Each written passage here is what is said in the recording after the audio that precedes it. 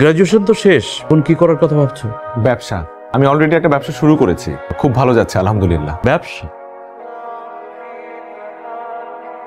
কিন্তু এটা তো কোনো ফিউচার নেই, খুবই রিস্কি। কারো কপাল খোলে, আবার কারো কপাল খোলেই না। চাটা খেয়ে যেও। আঙ্কেল আমাদের শেষ, তোমার সাথে আমার কথা শেষ। এবার বক্তব্য রাখবেন আমাদের আজকের সভার প্রধান আকর্ষণ, যার সাফল্যের কথা শুনে আমাদের তরুণ প্রজন্ম অনুপ্রাণিত হতে চায়। সকলের প্রিয় জনাব মাহির চৌধুরী।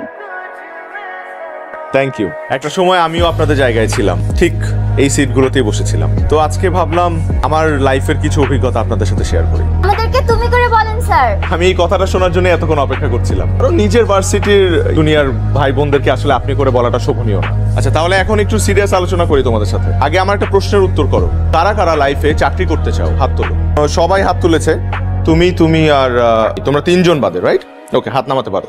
তোমরা তিনজন চাকরি না করে কি করতে চাও? বিজনেস।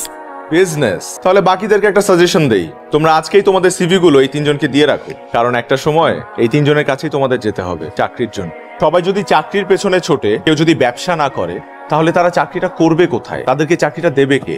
সরকারের পক্ষে তো সবাইকে সরকারি চাকরি দেওয়া পসিবল না। দেশে যত বেশি ব্যবসা হবে, তত বেশি কর্মসংস্থান হবে, ভালো ভালো চাকরির সুযোগ পাবে। ব্যবসা না করলে নতুন আইডিয়াস জেনারেট হবে না, দেশকে উন্নয়নের শীর্ষে আমরা নিয়ে যেতে পারবো না।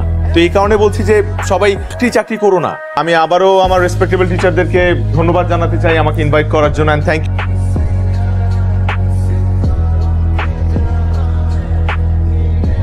স্যার কিছু বলতে চাই। বলো না। আমরা আসলে আপনার সাকসেসের গল্পটা শুনতে চাই। আমার গল্প?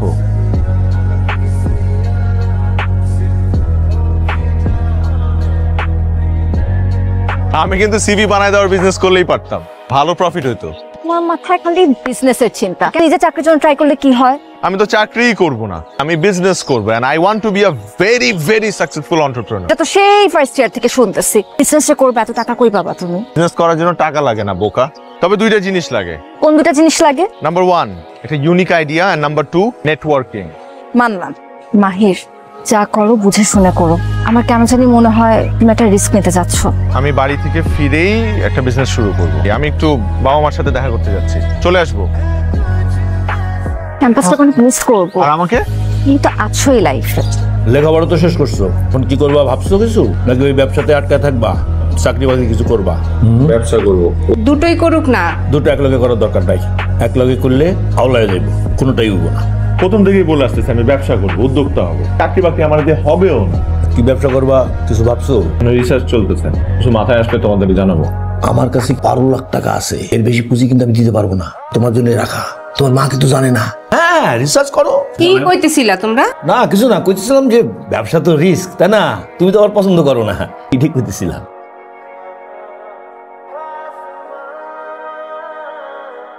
বাবা আমার বিয়ে নিয়ে খেপছে। কংগ্রাচুলেশনস। আচ্ছা আচ্ছা ঠিক আছে। সবসময় না ফাইজলামি ভাল লাগে না। আচ্ছা কি করতে হবে আমাকে সেটা বলো। তুমি জানো না কি করতে হবে? এখনো তো কিছু শুরুই করতে পারে নাই। বিজনেসের সব প্ল্যানিং না গ্র্যাজুয়েশনের আগে করে। আর আমি তোমাকে বলছি না, বাবা চাকরিজীবী ছেলে ছাড়া কিচ্ছু বুঝে না। যেখানে ভালোবাসাটা মুখ্য, প্রফেশন নিয়ে পড়ে আছে। আমি কথা বলতে আসি, এটার উপর রাগ ঝাড়তেছো না? তোমাকে কিভাবে ছুঁড়ে ফেলতে পারবো না। তুমি বোতলটা ছুঁড়ে ফেললা, কোত্থেকে একটা টোকায় এসে উঠায় নিয়ে গেল। এটাই ওদের কাজ। দেখছো দেখছো দেখছো দেখছো, এই যে এটাতে এত এক্সাইটেড হওয়ার কি আছে? এরপর এগুলাকে নিয়ে তারা ভাঙারি দোকানে বেচে দিবে, সিম্পল। ব্যাপারটা আমার একটু ভেতরে ঢুকে দেখতে হবে। তুমি কি এখন ভাঙারি বিজনেস শুরু করতে চাচ্ছ? করতেও পারি। I am done with this conversation. Mahir কি করতেছো তুমি? মাহির আমি বসতে বলছি। কি চলতেছে তোমার মাথায়? ভাঙারির দোকানে কিসের বিজনেস খুঁজো তুমি? যেখানে দেখিবে ছাই উড়াইয়া দেখো তাই, এটাই খোঁজার চেষ্টা করছি। তোমার মাথা গেছে। চলো আসো। কোথায় যাব? ভেতরের কাহিনীটা জানতে হবে না, ওরা কেমনে বিজনেসটা করে। তুমি গিয়ে দেখো। মামা আপনি টান দেন তো, তোমার সব বিজনেসের মধ্যে আমি নেই। মামা আপনাকে টান দিতে বললাম না, টান দেন। এই ফ্যাক্টরি বস কোথায় বসে? উনি আমার ভাই, আপনি আমাকে বলতে পারেন যে। আসলে আমিও ব্যবসায়ী তো, মানে ব্যবসা করতে চাই আর কি, তো এই কারণে ওনার সাথে কথা বলবো। ভাইয়া আমি যদি এই বিজনেসটা করতে চাই, আপনি কি আমাকে হেল্প করবেন? কোর্স হেল্প করবো। আপনারা যদি কোনো ব্যবসায় আসতে চান, আপনাদেরকে সাপোর্ট করবার দায়িত্ব তো আমাদের। থ্যাংক ইউ ভাইয়া। একটা গুড নিউজ আছে, finally I have found my business plan. What? Yes. কিসের বিজনেস? এখন তো বলবো না।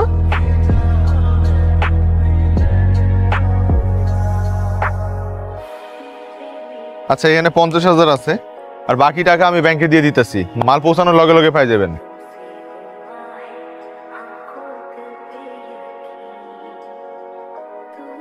হ্যালো, ফোন ধরতেছো না কেন? আমি তো কাজের মধ্যে ব্যস্ত। এখন পর্যন্ত জানলামই না কিসের বিজনেস করতেছো। আর একটা সপ্তাহ অপেক্ষা করো, বুধনের দিন তোমার নিয়ে এসে একবারে সারপ্রাইজ দেব। রাখি দিলে আমি ওই ট্রেড লাইসেন্স করতে যাবো একটু পর। আমি তোর ব্যবসার উদ্বোধন নিতে যাবো না। এত লেহাপড়া করে হাসি কিনা ভাঙ্গারির ব্যবসা আছে, কি করবো? আব্বা একটু আমারে বুঝাও না। আমি বুঝছি যে আমার আত্মীয় স্বজনের সামনে আমি মুখ দেখাইতে পারবো না। তুই নাকি ঢাকা যায় এসকারাবের ব্যবসা দিছস? কি মাহির ভাই, আপনি বলে বাঙ্গারি ব্যবসা শুরু করছেন? দাঁড়িয়ে রইলি কেন, শুরু কর। একজনের আসার কথা। আসো বাবা, ও হচ্ছে মারিয়া। আসসালামু আলাইকুম। ওয়ালাইকুম আসসালাম। ভাই প্লিজ প্লিজ।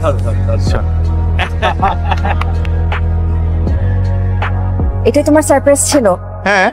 আমার আগে সন্দেহ হয়েছিল তুমি এমন কিছুই করবে। কেন তুমি খুশি হও নাই? হ্যাঁ খুশি হয়েছি।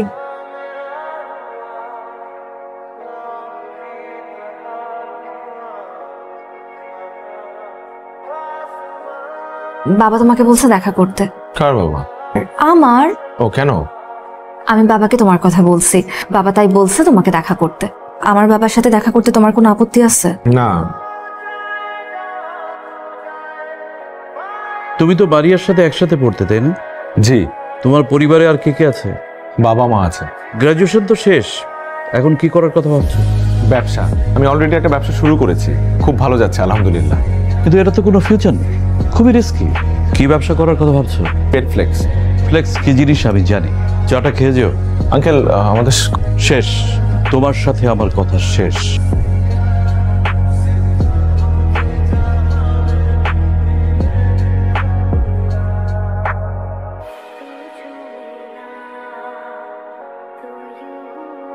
আমার বিয়ে ঠিক হয়ে গেছে মাহির। বিয়ে ঠিক হয়ে গেছে মানে কি বলতেছো? বাবাকে কত করে বুঝাইলাম, কোত্থেকে এক ইঞ্জিনিয়ার ছেলে ধরে আনছে, হ্যান্ডসাম স্যালারি, ব্রাইট ফিউচার। তোমার বাবা আমার সাথে দেখা করলো কেন? দেখা করলে কি বিয়ে হয়ে যায়? এই বিয়েতে তোমার বেশি একটা অমত নাই।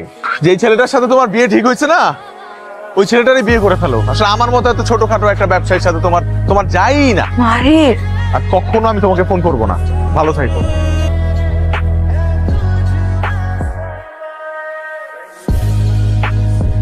এরপর পুরো ঘটনায় নিজের মধ্যে একটা জেদ কাজ করা শুরু করলো। স্বপ্ন ছুতে গিয়ে ভালোবাসার হাত ছেড়ে দিতে হয়েছে। বিষয়টা মেনে নিতে অনেক সময় লেগেছে আমার। এরপর নিজেকে সামলেছি। আজকে আমি মাহির গ্রুপ অফ ইন্ডাস্ট্রিজ এর মালিক। জি বলেন। স্যার আমাদের একটা ভুল হয়েছে, আসলে রাজীব সাহেবের কোনো দোষ নেই, সব চাল চেলেছেন আসলে আমাদের পুরনো শমশের সাহেব। শমশেরই কাজ করেছে। রাজীবকে আমি কল দিচ্ছি, ওনার সাথে অনেক বড় একটা অন্যায় হয়েছে।